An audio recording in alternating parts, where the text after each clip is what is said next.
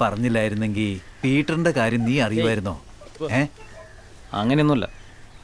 നമ്മുടെ 140 വോട്ടുണ്ട്. ഇതല്ല ഞാൻ തന്നെയല്ല നോക്കണത്.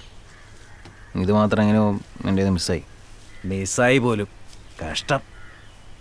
മുരുകേശ, വെറുതെ ഇങ്ങനെ തെണ്ടി നടന്നാൽ പോരാ. ഇത് കാശിൻ്റെ കാര്യം മാത്രമല്ല, വിശ്വാസത്തിൻ്റെ കൂടെയാ. കടലിൽ നിന്ന് കിട്ടുന്നതിൻ്റെ പകുതി എനിക്കാണെന്നറിയാലോ. ഇന്ന് ചതിച്ചവൻ പീറ്ററാ, നാളെ വേറൊരുത്തൻ. ഇനി അങ്ങനെയൊന്നും ഉണ്ടാവില്ല. നല്ല നോക്കിക്കോളാം. ഈ ദേഷ്യത്തിനൊന്നും കുറവില്ല.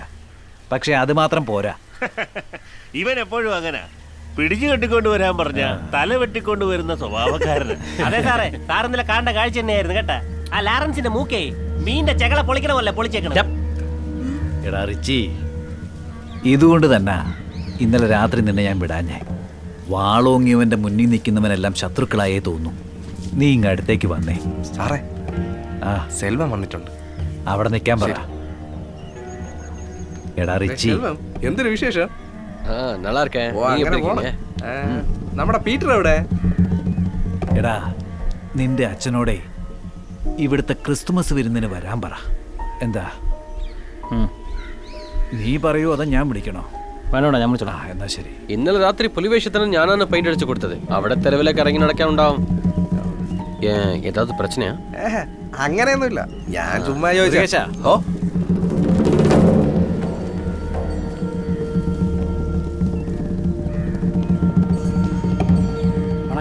റിച്ചി എപ്പോഴും നമ്മുടെ കൈപ്പിടിയിൽ ഒതുങ്ങുന്നവനല്ല. അത് നമുക്ക് നല്ലതല്ല.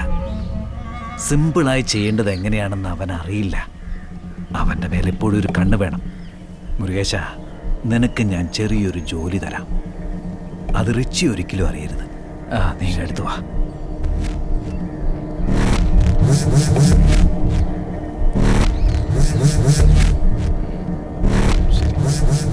ശരി, വയ്ക്കോ. സെൽവം, ഇങ്ങ് വാ. വണക്കം സാറേ.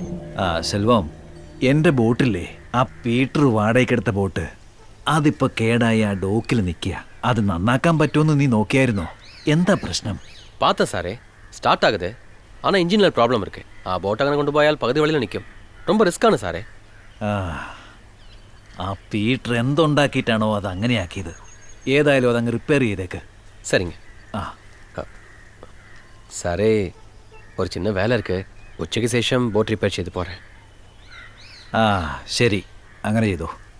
സരി സാറേ.